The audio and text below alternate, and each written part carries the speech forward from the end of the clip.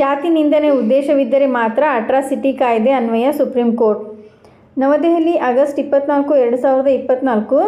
ಜಾತಿ ನಿಂದನೆಯ ಉದ್ದೇಶವಿದ್ದರೆ ಮಾತ್ರ ಅಟ್ರಾಸಿಟಿ ಕಾಯ್ದೆ ಅನ್ವಯವಾಗುತ್ತದೆ.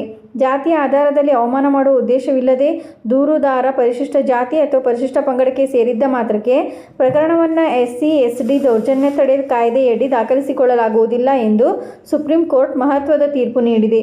ಶಾಸಕ PV ಶ್ರೀನಿಜನ್ ವಿರುದ್ಧ ಅವಹೇಳನಕಾರಿ ಹೇಳಿಕೆ ನೀಡಿದ ಆರೋಪದಲ್ಲಿ ಮಲಯಾಳಂ ಯೂಟ್ಯೂಬ್ ಸುದ್ದಿವಾಹಿನಿ ಮರುನಾಡನ್ ಮಲಯಾಳಿ ಸಂಪಾದಕ ಶಾಜನ್ ಸ್ಕರಿಯಾ ಅವರಿಗೆ ನಿರೀಕ್ಷಣಾ ಜಾಮೀನು ಮಂಜೂರು ಮಾಡಿದ ನ್ಯಾಯಮೂರ್ತಿ JB ಪರ್ಡಿವಾಲಾ ಮತ್ತು ನ್ಯಾಯಮೂರ್ತಿ ಮನೋಜ್ ಮಿಶ್ರಾ ಅವರ ನ್ಯಾಯಪೀಠ ಈ ಆದೇಶ ನೀಡಿದೆ. ಶಾಸಕ PV ಶ್ರೀನಿಜನ್ ತಮ್ಮ ಮೇಲೆ ದಾಖಲಿಸಿದ್ದ SC/SD ದೌರ್ಜನ್ಯ ಕಾಯ್ದೆ ದುರುದ್ದೇಶಪೂರಿತವಾಗಿದೆ, ನನ್ನ ಮೇಲೆ ಸುಳ್ಳು ಆರೋಪ ಹೊರಿಸಲಾಗಿದೆ ಎಂದು ಯೂಟ್ಯೂಬರ್ ಮರುನಾಡನ್ ಮಲಯಾಳಿ ಸಂಪಾದಕ ಶಾಜನ್ ಸ್ಕರಿಯಾ ಈ ಹಿಂದೆ ಕೇರಳ ಹೈಕೋರ್ಟ್ ಮೊರೆ ಹೋಗಿದ್ದು, ಹೈಕೋರ್ಟ್ ಜಾಮೀನು ತಿರಸ್ಕರಿಸಿದ ಹಿನ್ನೆಲೆಯಲ್ಲಿ ಸುಪ್ರೀಂ ಕೋರ್ಟ್ ಮೆಟ್ಟಿಲೇರಿದ್ದರು. ಇದೀಗ ಶಾಜನ್ ಸ್ಕರಿಯಾ ಜಾಮೀನು ಮಂಜೂರು ಮಾಡಿರುವ ನ್ಯಾಯಪೀಠ, ಜಾತಿಯ ಆಧಾರದಲ್ಲಿ ಅವಮಾನ ಮಾಡುವ ಉದ್ದೇಶ ಇರದೆ ದೂರುದಾರ ಪರಿಶಿಷ್ಟ ಜಾತಿ ಅಥವಾ ಪರಿಶಿಷ್ಟ ಪಂಗಡ ಸದಸ್ಯರನ್ನು ಅವಮಾನಿಸುವುದು SC ಮತ್ತು ST ಕಾಯ್ದೆ 1989 ಅಡಿಯಲ್ಲಿ ಅಪರಾಧವಲ್ಲ.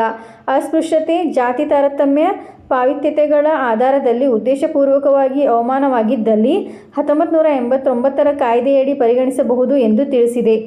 ಸೆಕ್ಷನ್ 3(1)(r) ಅಡಿಯಲ್ಲಿ ಅವಮಾನಿಸುವ ಉದ್ದೇಶ ಸಾರ್ವಜನಿಕ ದೃಷ್ಟಿಕೋನದಲ್ಲಿ SC ಅಥವಾ ST ಸದಸ್ಯರನ್ನು ಅವಮಾನಿಸುವ ಉದ್ದೇಶದಿಂದ ಉದ್ದೇಶಪೂರ್ವಕ ಅವಮಾನ ಅಥವಾ ಬೆದರಿಕೆ ಎಂಬ ಪದಗುಚ್ಛವು ಉದ್ದೇಶಪೂರ್ವಕ ಅವಮಾನ ಅಥವಾ ಬೆದರಿಕೆಗೆ ಒಳಗಾದ ವ್ಯಕ್ತಿಯ ಜಾತಿ ಗುರುತಿನೊಂದಿಗೆ ನಿಕಟ ಸಂಬಂಧ ಹೊಂದಿದೆ ಎಂದು ನ್ಯಾಯಾಲಯ ವಿವರಿಸಿದೆ.